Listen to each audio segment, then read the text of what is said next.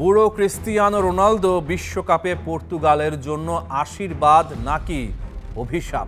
40 পেরোনো বুড়োদের মেলা বসছে আমেরিকায়। লিওনেল মেসি 39 বছরে পা দিয়েও আর্জেন্টিনার আশার আলো। লুকা মদ্রিচ কিংবা এডিন জেকোর মতো যোদ্ধারা এখনও দলের মেরুদণ্ড। কিন্তু এই সব আলোচনা ছাপিয়ে যে প্রশ্নটা সবচেয়ে বড় হয়ে উঠেছে তা হলো, 41 বছর বয়সী রোনালদো কি পর্তুগালের গলার কাঁটা হয়ে দাঁড়াবেন? মেসি বনাম রোনালদো, দুই মেরুর গল্প।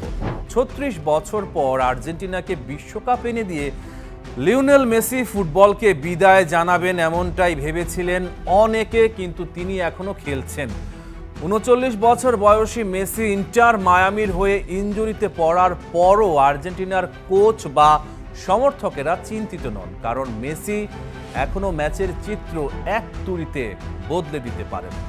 মেসি হয়তো এখনো ইউরোপের শীর্ষ লিগের গতিতে 90 মিনিট দৌড়াতে পারবেন না, কিন্তু আর্জেন্টিনার হুলিয়ান আলভারেজ বা রদ্রিগো দি পলের মতো তরুণরা যদি মেসির হয়ে মাঠে জান বাজি রেখে দৌড়ায়, তবে মেসির এক একটা রক্ষণ চেরা পাস বা জাদুকরী ফ্রিকিক পুরো ম্যাচের ভাগ্য নির্ধারণের জন্য যথেষ্ট। অর্থাৎ মেসিকে খেলানোর জন্য আর্জেন্টিনা দল যে স্যাক্রিফাইস বা ত্যাগ স্বীকার করছে, তার ফল তারা হাতে নাতে পাচ্ছে। কিন্তু রোনালদোর গল্পটা একেবারেই আলাদা। এখানে আছে এক নির্মম সত্য: রোনালদো এখন আর সেই রোনালদো নেই যিনি উইং দিয়ে চিতার গতিতে বল কেটে বক্সে ঢুকে যেতেন।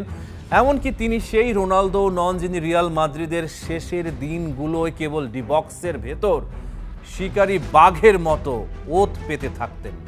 41 বছর বয়সে রোনালদোর প্রভাবের পরিধি সংকুচিত হতে হতে একদম ছোট হয়ে এসেছে।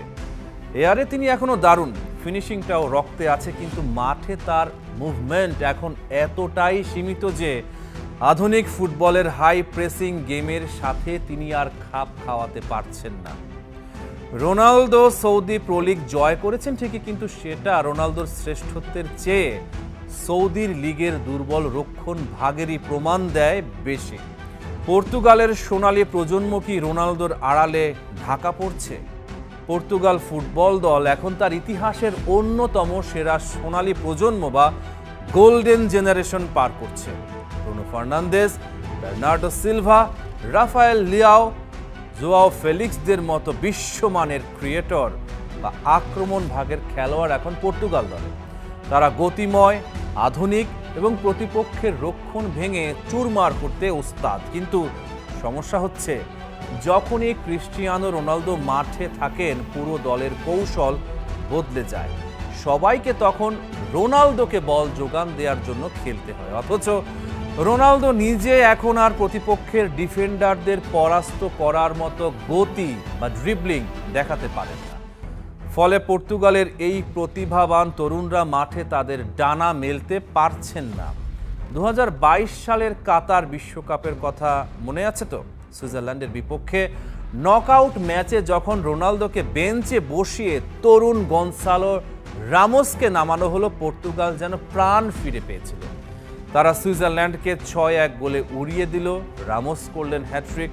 মাঠের সেই গতি, সেই পাসিং ছিল দেখার মতো, কিন্তু ট্র্যাজেডি হলো স্টেডিয়ামের দর্শকরা কিন্তু রামোসের হ্যাট্রিক উদযাপনের চেয়ে রোনালদো কখন মাঠে নামবেন তা নিয়েই বেশি মেতেছিল। রোনালদো যখন নামলেন, একটা অফসাইড গোল করে চিরচেনা সিও উদযাপন করলেন, গ্যালারি তাতেই ধন্য হয়ে গেল।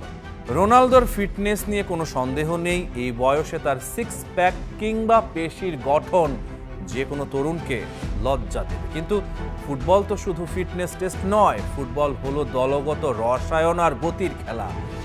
রোনালদো যখন মাঠে অলস দাঁড়িয়ে থাকেন, তখন প্রতিপক্ষের ডিফেন্ডারদের কাজ সহজ হয়ে যায়।